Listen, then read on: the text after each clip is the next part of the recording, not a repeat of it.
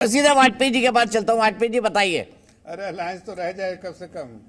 India alliance वाले कह रहे हैं कि उनके विराट कोहली जो है राहुल गांधी जी हैं। तो हमारे तो मोदी जी हैं, सबको मालूम है। प्रधानमंत्री मोदी हमारे विराट कोहली हैं। वो तो कह रहे हैं पैरेलली कोई विराट कोहली जो हमारे हैं प्रधानमंत्री हैं, तो कह रहे हैं और चिराग पासवान जो वो बिहार के विराट कोहली हैं। उसमें कहाँ दिक्कत है? देखिए, ऐसा होता है कि फील्ड में, क्रिकेट की फील्ड में रन बनाने से रिकॉर्ड बनता है, और राजनीति की फील्ड में काम करने से बनता है। गरीबों को, दिलों को जीतने से बनता है। गरीबों को उत्थान के लिए काम करने पड़ते हैं। भ्रष्टाचार नहीं करना होता कि भ्रष्टाचार करेंगे, जनता को लूटेंगे और उसके बाद भी आपको जनता जिताती रहेगी। बिल्कुल नहीं। इसीलिए मोदी जी बार बार कहते हैं, 2014 में आते ही डिक्लेरेशन दिया था कि भ्रष्टाचार के खिलाफ लड़ाई लड़ूंगा और उसको ख़त्म करके चाल लूँगा।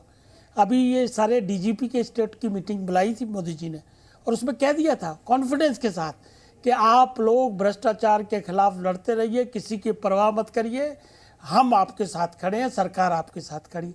तो ये कॉन्फिडेंस लेवल जब आता है तभी भ्रष्टाचार के खिलाफ लड़ाई लड़ी जा सकती है। ये बार बार अडानी का नाम जोड़ते हैं। अडानी को राजस्थान में 25,000 करोड़ के टेंडर कॉन्ट्रैक्ट दिए हुए हैं, एक भी टेंडर कैंसिल नहीं किया, एक भी कॉन्ट्रैक्ट कैंसिल नहीं किया। ये दुधारू कैसे चलेगा? मतलब ये डबल जो बात करते हो, जिस बात का कोई तथ्य नहीं है, जिस आरोप में कोई विश्वसनीयता नहीं है, कोई डॉक्यूमेंट नहीं है, कोई एविडेंस नहीं है, और दूसरी तरफ जब एजेंसीज काम करती हैं, एविडेंस के बेस पे एजेंसीज काम करती हैं। अब ये छत्तीसगढ़ का घोटाला जो चल रहा है, क्या है? 5 करोड़ जब नगद रिकवर हुए हैं, 72 एफआईआर जब हुई है 1.5 साल से, उसके बाद ईडी की एंट्री हुई है। क्योंकि ईडी की एंट्री जब ही होती है जब मनी लॉन्ड्रिंग का झंझट हो। तो अगर दुबई से 508 करोड़ रुपए आएंगे, ईमेल्स मिलेंगी इनके कंप्यूटर और लैपटॉप में, तो उसके खिलाफ जांच नहीं की जाएगी, उसको ये झूठा बना देंगे।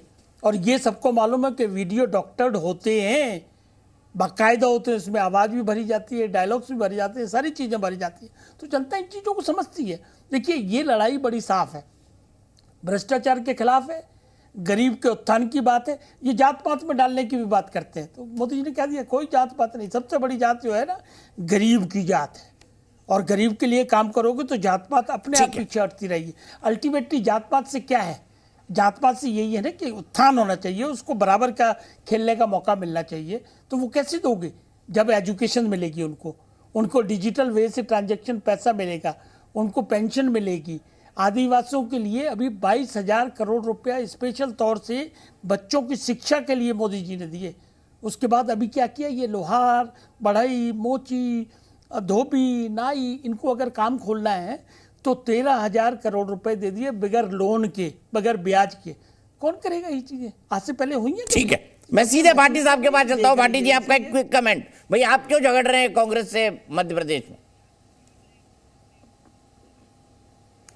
दीपक भाई, जो इंडिया गठबंधन है वो बहुत मजबूत है, और मजबूती के साथ 2024 में भाजपा को हराएगा। लेकिन कुछ बातें अभी जिक्र हो रहा था, वाजपेयी जी ने भी किया और जफ़र साहब ने भी किया करप्शन का। मोदी जी ने कहा था कि एक भी भ्रष्टाचारी को नहीं छोड़ूंगा। आगे की लाइन ये थी कि सारों को अपनी पार्टी में ले लूँगा। तो उन्होंने एनसीपी के लिए जो वो कह रहे थे, पवार साहब के लिए जो कह रहे थे, उनको पार्टी में कैसे 70,000 करोड़ का बताकर 2 दिन बाद ले लेते हैं। विशेष बहुत सारे ऐसे और नाम हैं, आसाम के मुख्यमंत्री हैं शर्मा, और बहुत सारे ऐसे नाम हैं जिनको भ्रष्टाचार के बारे में बीजेपी बात ना करे तो बेहतर है। लेकिन स्थितियां विपरीत हैं।